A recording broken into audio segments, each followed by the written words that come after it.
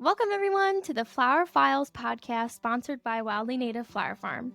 Here, everyone is welcome to talk with fellow flower lovers, including real perspectives from the farm, the flowers, and me, the florist. From the messy day-to-day operations down to the details and even business perspectives, this podcast has a little bit of everything to keep it real. We know that life can get crazy and we don't always have the time to spend on what we love, so we are here to help you take a little time to indulge in nature. I'm Liza Getz. I'm Lizzie Frey, and we are the team that makes this podcast. Every once in a while, we have a couple guests, this business thing, and what we are working with is called life.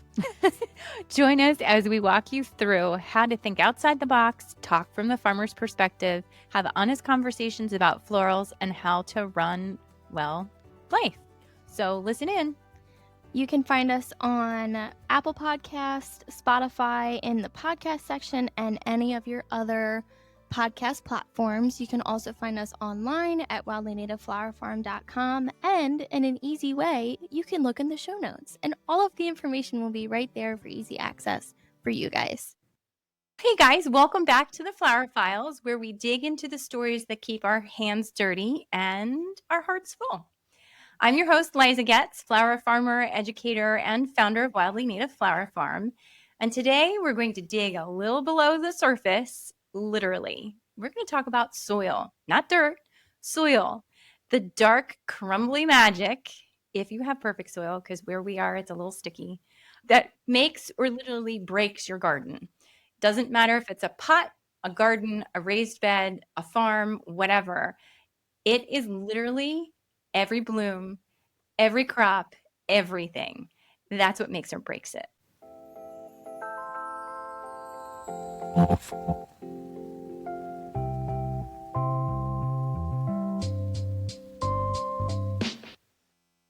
Joining me today is someone who knows a wealth of information about soil on a whole other level.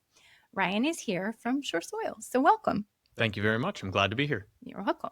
I'm super excited that you are here because I feel like your business is doing this incredible work in helping local growers, landscapers, home gardeners. I just feel like you're flipping the script some and having people help understand what soil is and, quite honestly, what composting is, because it's always a mystery.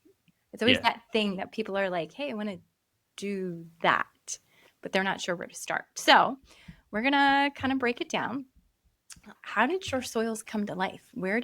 How did dig in? Like, Yeah.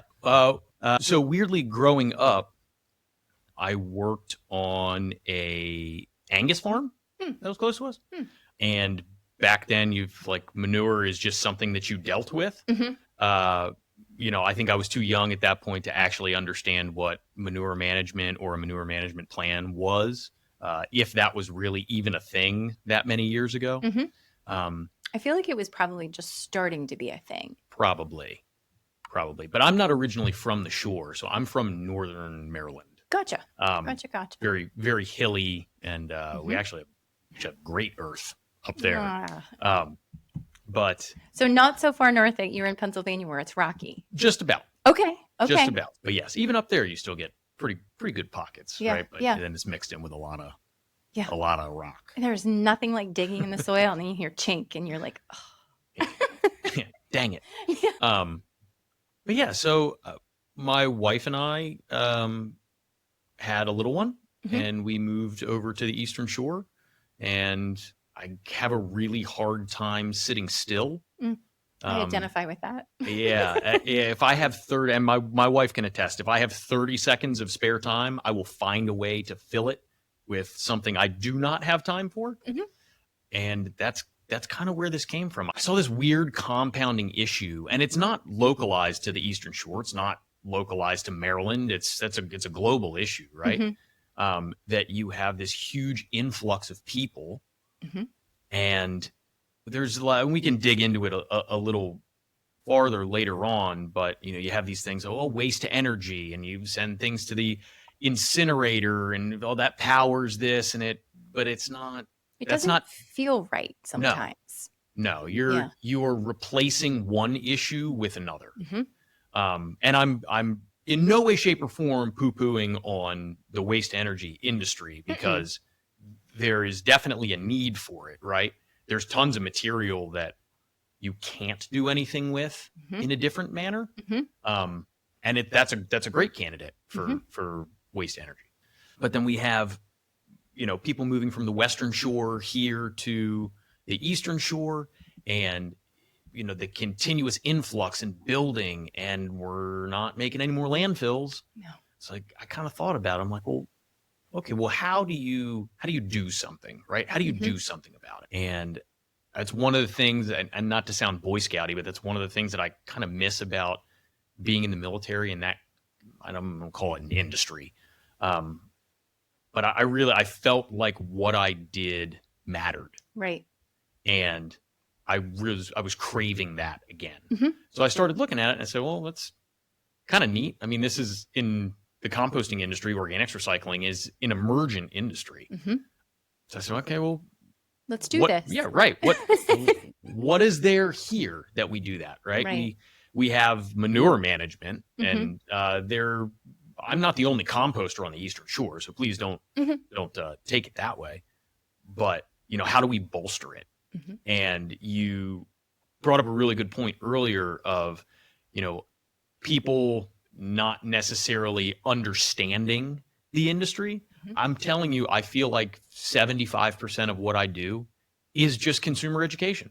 I would completely agree with that. I feel like there's so many parts in any part of ag. I don't think it matters where you are. People just don't understand all of the layers to it. And everybody's like, oh, compost, that's, the golden soil. And it's like, okay, it's good to compost and it's great to have it. What happens in between? How do I get there? And what am I allowed to put in? What am I not allowed to put in? And how do I get it hot? And how do I build it at a volume? It's one thing for me to take my own personal kitchen scraps and put it in a pile and add it into the really neat home composter that, you turn with your foot every couple days. And at the end, ta-da, it's magic and it's great. But I started to do it and was like, well, I need one that's running and one that I'm adding things to. And then how do you take that and do that at a restaurant? How do you take that and do that at a school? How does it become something that makes sense and isn't this overwhelming pile of, oh, I don't know what to do with this? So education, I feel like, runs the gamut because people just, they don't understand. Yeah, no, you're 100% correct. And to take that a step farther, people are very simplistic by nature, right? If something is going to interfere or significantly hinder the way that either they are used to doing something, or it is going to, even if it's just in my head, I think it is going to make this process longer, they won't do it. So when we talk about composting, there's kind of two separate ways that we're talking about it. So if we talk about it on a residential level, there are kind of specific things and specific ways that you want to manage that, put in it, along those lines, right? When you start talking about composting on a commercial level, the breadth of what you can do grows exponentially. Because at home, and if you have a farm that's, you have the land for it and you have the feedstock that goes into it, things like that, it's a little bit easier if you have the time and you can be attentive towards it. But when you start talking about on a commercial level, right, we're talking about, aerated bays or windrow bays that are massive. 300 feet long. You know what I mean? Like the thermal mass and the logistics behind it. Absolutely. Yeah. Absolutely. It's not cheap to do. So how did you go from, hey, I think this is a great thing, to where you are now? How did you make that leap? So I sat down, I did some research, and I begged and pleaded with my wife to be patient with me. And I've been super lucky. She's been 100% behind me kind of all the way through, helps with social media and branding stuff and all the things that I don't have time to do. I'm a really good operations guy, not so much an administrative guy. Right? Understood. So we started really small. I formed a really good relationship with the other veteran-owned compost company in the state of Maryland. His name's Justin Garrity. He owns Veterans Compost. Great guy. Really, really good. Like one of the pioneers of the composting industry in the state of Maryland. Oh, very cool. And I cold called him. And I said, hey, you're an Army guy. I'm a Navy guy. We'll hold that against each other. We'll talk a little smack to each other for a little bit, and let's, let me pick your brain. Yeah. He said, yeah, absolutely. Let's figure it out. And I asked him some really good questions, and he answered in probably the same way that I've done it to other people. I'll give you enough information, and then go learn it. Yeah. Figure it out and go learn it. Right. Yeah. With anything in this world, if it's given to you, you don't appreciate it, and you usually don't retain it. I've made mistakes, and usually the best lessons in life are the most expensive. Cool. And it's so true. It really, really so is. True. So through the years, I kind of came up with a plan, and I did some reading, and I really, really went off the deep end of it. And I went and got certified with the USCC, the United States Compost Council. Didn't even know that was a thing. Oh, yeah. That's actually there's a cool. whole conference. Wow. Yeah. Really? Come sometime. It's really cool to see all the different facets of the industry. It's really, really neat. Okay, so I have to ask, there's regular composting, and then you hear all the vermiculture, worm composting. Do you all talk about worms and compost and stuff together at the conference? Sometimes. Oh my gosh. I think that's cool. Vermiculture is really neat. I don't know enough about it. Yeah. I should definitely know more about it. Yeah. But I probably know just enough to get me in trouble. I was going to say just enough to be dangerous. Yeah. Which means I should probably try it, right? But I truly believe that if I brought one more thing home, that might be the end of it. Yeah, no. No more extras. No more extras. I do not recall the name of it. There is actually a worm supplier here on the Eastern Shore. Interesting. And we're not talking fishing worms. We're talking Yep. That's cool. Yeah, they're composting worms. That's crazy. I want to say it's out near Ridgely. Huh. I will definitely have to look that up. Okay. So if I came to you and said, all right, I want to start composting. Sure. Where do I start? What do I do? Okay. So I would have some questions back to you. Okay. Thought-provoking questions. Okay. How much time do you have? Depends on the season. Sure. Depends on the season. The reason I ask that is that's going to determine what I suggest to you for your setup. Okay. Right. So everybody's seen the tumblers. They're really cool. They're really great. You don't get a lot of volume out of them though. And when you try to get your ratios right of your greens and browns. Ryan, will you explain to me the difference between green and brown? Because is green my lettuce and brown is my coffee grinds? Can you walk me through that a little bit? So think about leaves, right? So leaves are one of the hardest things to fool with. Really? So in the fall, it's a carbon additive, right? When the leaves are not dropped off the tree, that's a nitrogen additive. Oh, geez. So they actually transition through. There are really great charts available online that give you a generalized this feedstock, right? And anytime we talk about compost, the different individual things that go into your compost is referenced as a feedstock. Okay. All right. So it could be anything from manure, wood waste. Your leaves could be one of them. If you have food waste, depending on what the food waste is, there's different variants of all of that. You're not supposed to put meat in, correct? Well, that is a little bit of a misconception. Okay. So when you and I are talking about it from a residential perspective, no, you should not. There are times and there are ways that you would be able to process things like that in a residential environment, but that's where it starts to get into, you need that large capacity with that you can get the thermal threshold high enough. Okay. Right. Okay. So we talk about something, it's called PFRP. So it's process to further reduce pathogens is what it's called. Okay. And depending on the manner in which you compost is what lays out how long you must hit that PFRP threshold. It's 131 degrees. That's all? Yep. So interesting. So depending on how you are composting is how long you have to at least hit or exceed and maintain for a specified amount of time. It's possible to hit a PFRP and it'd be safe to touch, but I probably still wouldn't because it's might be a little smelly, right? But the interesting thing, and I've had people from the Chestertown Environmental Committee, they've kind of come out and and seen our setup and how we do everything, and they can attest it's there's really not a lot of odor. If you properly maintain a compost pile, it should smell earthy. I was going to say, should it smell sweet, like freshly turned earth? A little bit, yeah. Interesting. Now, earlier on in the process, you do kind of get a little bit of that. I don't want to call it decomposition because I was going to say murky. It's almost like a murky musty.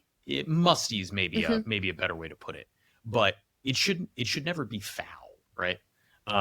It's the same kind of thing. Like the compost, and this is way beyond. The compost tells you what it wants, right?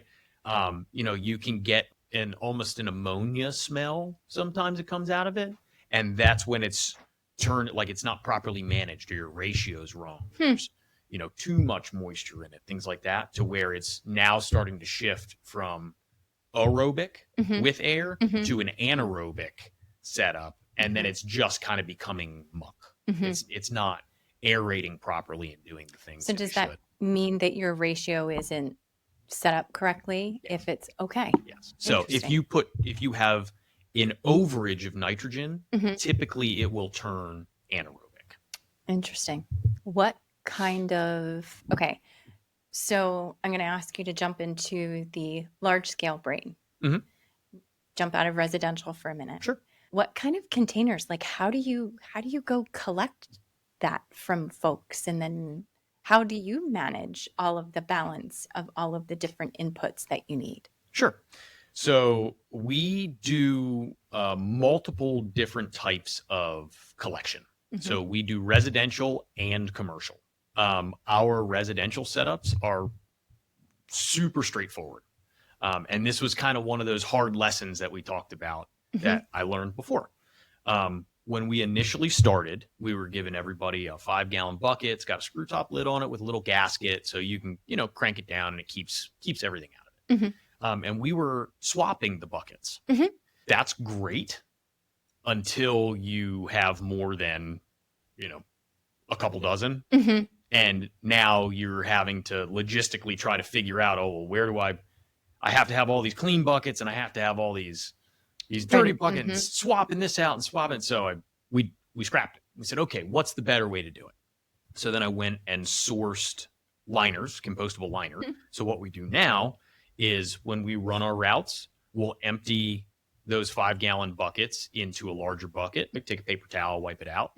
Paper towel's compostable. Paper towel goes right into the compost. You put a fresh liner in it, put the lid back on, and you're off to the races. And then from a commercial standpoint, we operate in a variety of different toter sizes. So very similar to what you would have for your general refuse or recycling, something like that. We just label them. I mean, they're all green in color, says compost real big on them. And they go out. Some people like to use liners in the kitchens, and then they take the liners out at the end of the day. Kind of goes back to that, we're creatures of habit thing. So people want to take a trash bag. They don't want to have a pickle bucket or something that they go and dump, which is fine. I do it however works in your establishment. Do it that way. Make it easy. And it's the kind of thing where we make it so you don't have to interrupt your general flow of service, because we take everything, right? Bones, shells, fish, meat, dairy, all the way down the line. It's all compostable. Yeah. Right? Yeah. And that way, when people are bussing tables, or you have line cooks and they're prepping things, or, the only things that don't do, you can't, oil and grease is not, it just turns into glue in the compost. It doesn't really do anything. So instead of scraping it into a trash can, they scrape it into a can that's right there with a compostable liner in it, and they're off to the races. So it's not slowing them down, and you almost get pre-programmed to, everything that's on the plate goes right in there. Goes in the compost, and it's done. Wow. And then, they take the plate and goes to the bus station, or. Wow. Yeah. What is your brown material that you use? What do you mix in? Commercial wood chips. Really? Mm-hmm. So Asplund comes through Absolutely. And they do their thing, and you're like, I'll take the wood chips. I have wonderful relationships with most of the tree companies. That's awesome. Yep. That is awesome. Does it matter what kind of wood? It definitely does. Okay. So all of our material screened anyway. So the larger chunks of material will come out in the screening process most of the time. You want to stay in this, kind of certain chip size, 1 to 2 inches usually pretty good. You don't want to go much smaller than that, because then it starts to pack up. Gotcha. So certain trees carry more lignin, which is the structure that helps it stand straight up. There's some stuff like cypress. I don't care what you do. Good luck. It won't break down. Nope. Not gonna do it. Interesting. I wonder. So cypress is usually in swamps. So I wonder, like, microbially, like biologically, if it is built differently. I would be curious to see that on a whole different level, to see its structure. Interesting. It's very possible. Huh. There are some times that we've seen. I'm thinking hardwoods, like locust. I wonder if locust is harder to break down. Like now I'm like, ooh, what trees are more difficult? Yeah. I definitely do not know a lot about trees. The interesting thing, and I didn't really know until I started getting into this, and now I see chip trucks from everywhere. Different woods chip differently. So some wood actually shatters instead of chips, and then other softer woods chip really nice and things like it's pretty neat. It was pretty neat to kind of start to see all of that. To look at the difference in the different types. Interesting. I feel like so many people who start with a business kind of, I don't want to say trip and fall into it, but it definitely sounds like you were in the industry and you saw this need, and it's basically kind of how you got started. I love that it was something that you were like, hey, that's kind of cool. Let's do something about it. I think that makes a lot of sense. Okay. How long does it usually take to go from start to finish? Okay, so we can go from raw material to not mature, but stable compost in about 8 weeks. Really? So that kind of goes back to the manner in which you compost.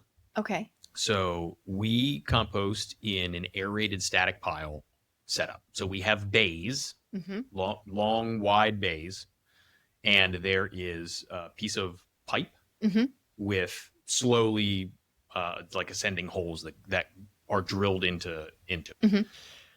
And that will extend the entire way underneath of the compost pile. So you'll lay it in, you'll cover it over with wood chips. That way the holes aren't getting plugged.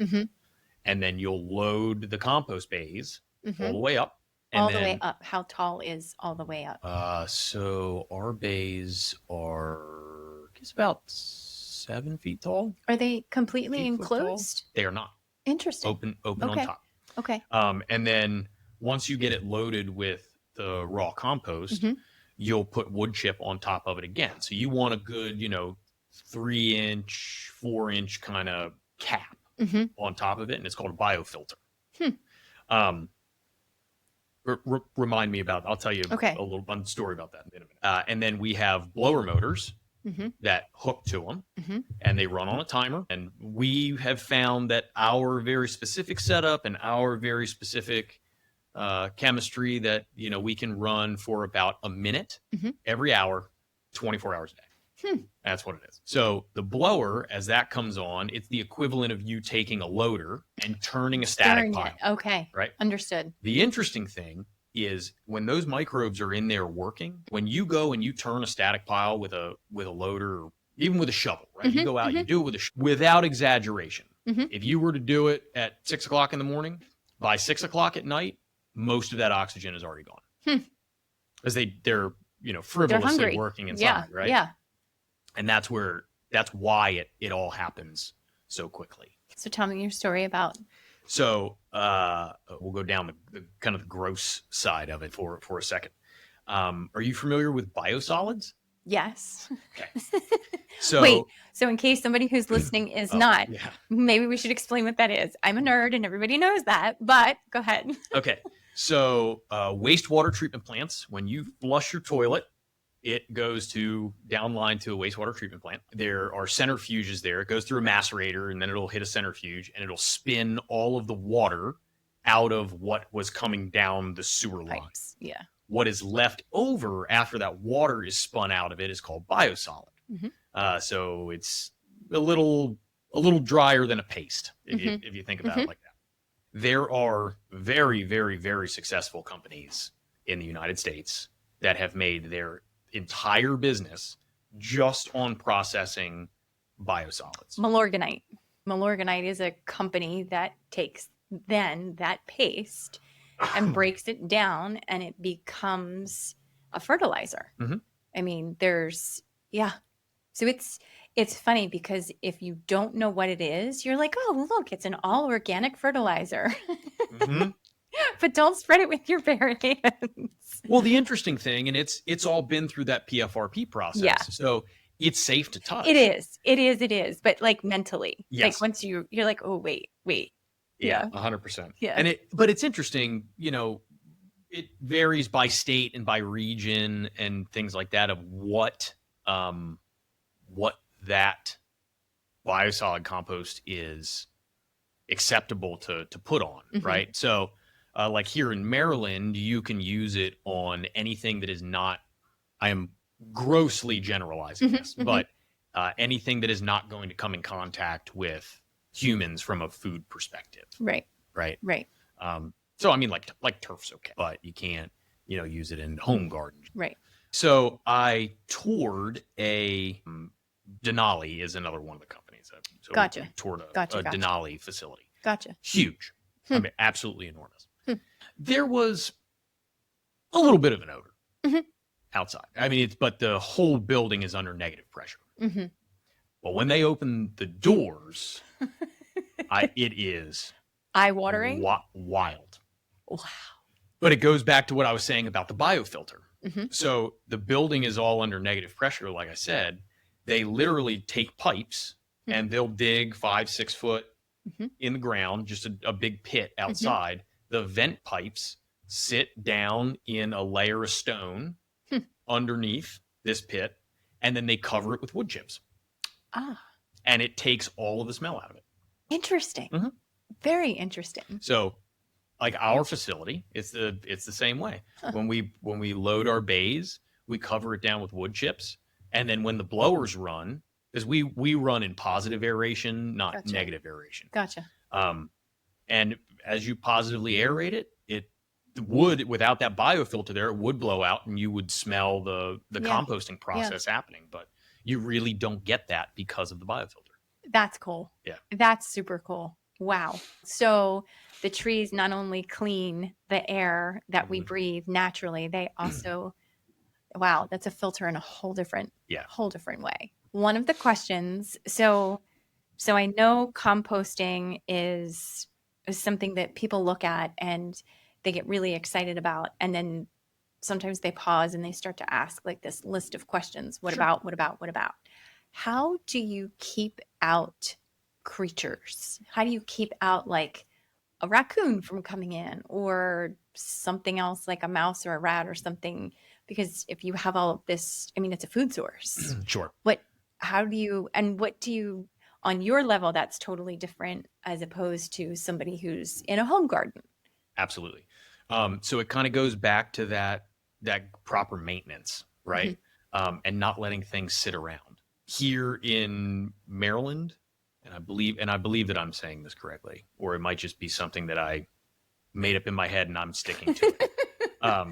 But within 24 hours of feedstock showing up, it must be incorporated, right? Because it does that. It keeps down on any of the Vermin or unwanted things, right? So, Yeah. Odor, flies. Gotcha. Thing, I hadn't even thought of flies. Yeah. Things like that. Wow.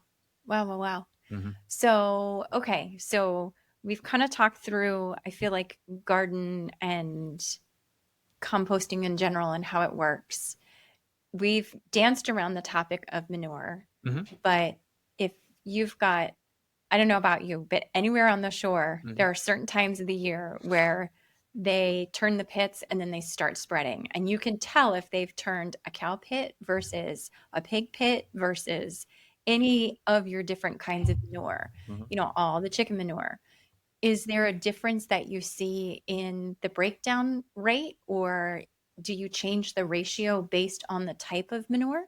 So I've joked about this for years now. I'm gonna change our company slogan to "We don't do poo."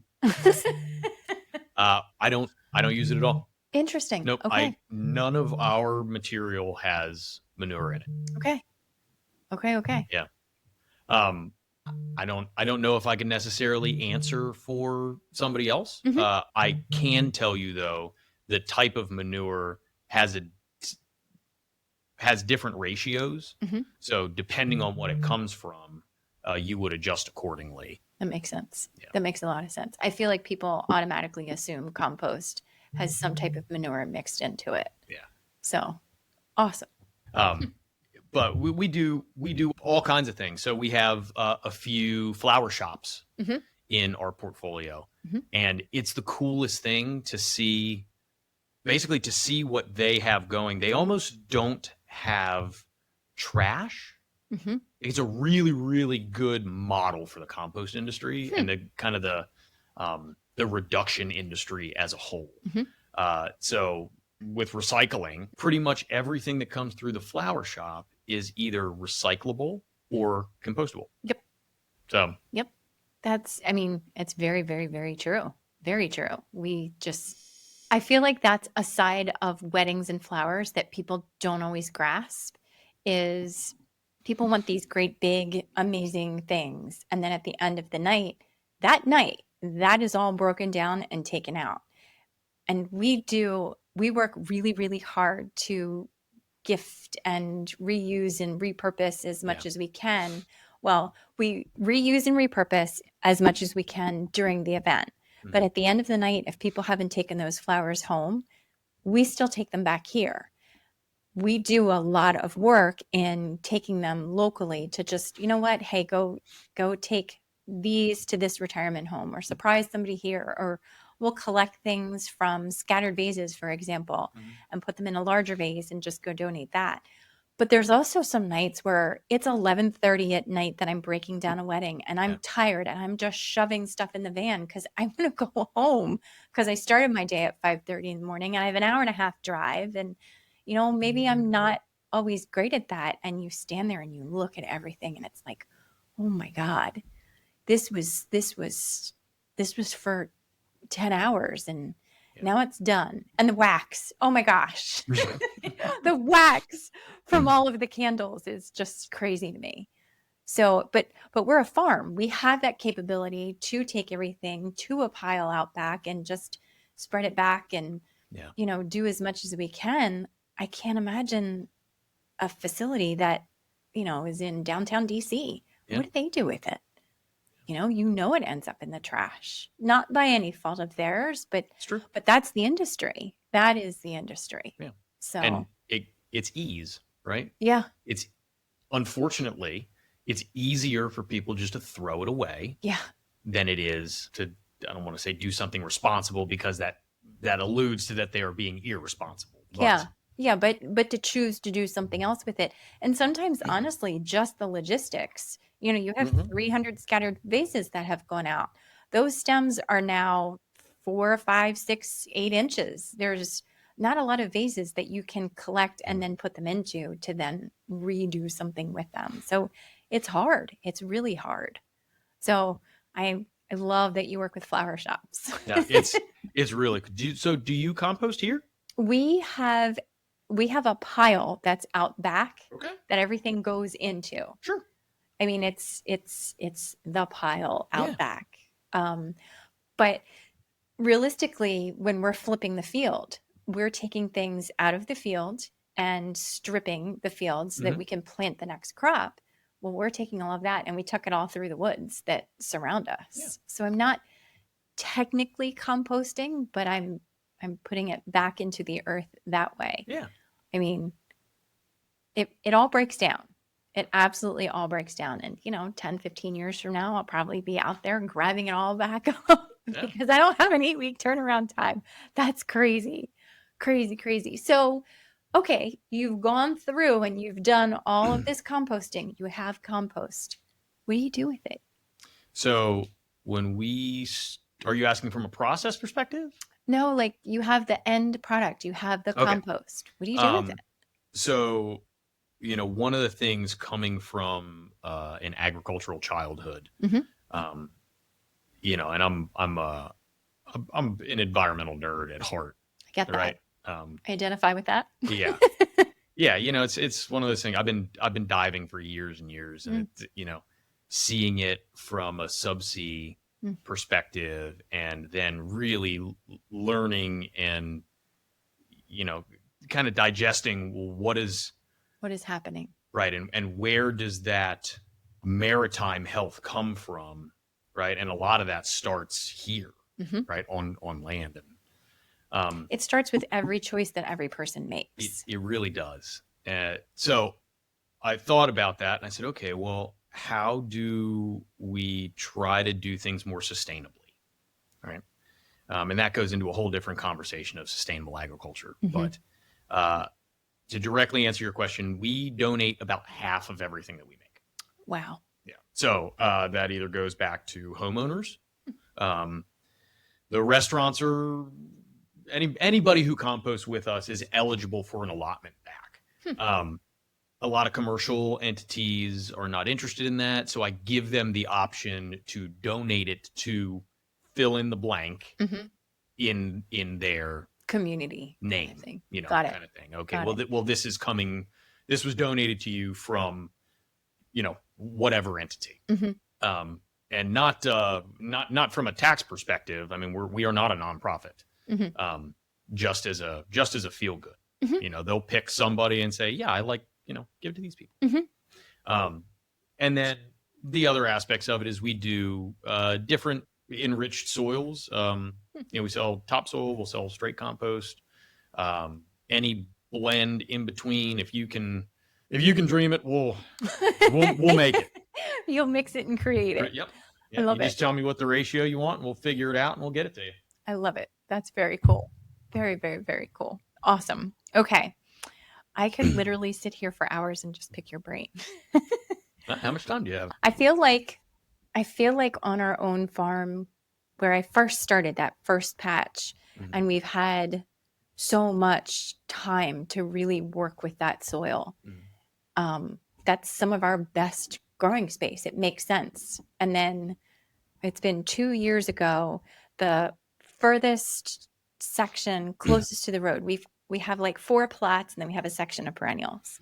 But that last section, we added mushroom soil, we added tons of sand, because that particular section is there's just so much clay. And the difference in the growth rate was unbelievable. Unbelievable. So I feel like that everybody wants that loose and friable, beautiful soil. And that's great for certain crops. There's other crops that are like, ooh, the water's running a little too quick here. But out in that front section, it was just, nothing was running. I was like, oh, cool, let's make pots. Like, this is not working. So it's really interesting to see how I feel like any gardener can see over time the difference that the more you've worked with the soil and the more you've done things with the soil, how much it really does make a difference. Oh yeah, Really. absolutely. As you start to get that organic matter back into the soil Mhm. and really let the microbes do what they want to do. Mhm. I mean, compost is one of the best things that you can use for soil compaction. Mhm. And you know, there's a variety of charts, you can look them up online, of, you know, what different soil types and or amended soils, or we have, you know, only we've applied fill in the blank number of years long over this area, and the root structures are crazy, Mhm. right? And you can top dress, and you can, you know, Yeah. there's so many different applications. Yeah. It's literally like adding gold to your soil. Yeah. And the more that you stave that soil compaction off, you're going to get larger crop, better yields, right? Because the roots are being able to do what they need to do. They're not going to live in the top couple of inches. They can actually get down into it. Yeah. Yeah. Awesome. All right. So before we go, I'm going to ask you to tell the listeners where we can find you. So you can look us up right online at shoresoils.com. Okay. We are Eastern Shore based company. We're in Queen Anne's County, but we operate pretty much statewide in Maryland. And I'm open to, if anybody just wants to call and chat, just let me Awesome. know. Yeah. Awesome. Awesome. Well, thank you. Thank you so much for taking the time. I know your schedule is crazy. I know you're always running, but that is by choice and design, I think. I appreciate you taking the time to come out and just sit and share, because yet again, it shows that not everybody starts with this like grand plan. Sometimes you just kind of fall into things. Yeah. So, all right, everyone listening, go check them out, especially if you're serious about building your soil and if you really want that fantastic garden, farm, or even your house plant. But, and as always, thank you for listening to the Flower Files. If you love this episode, leave us a review, share it with your flower friend, and don't forget to get your hands a little dirty this week. Your soil will thank you for it.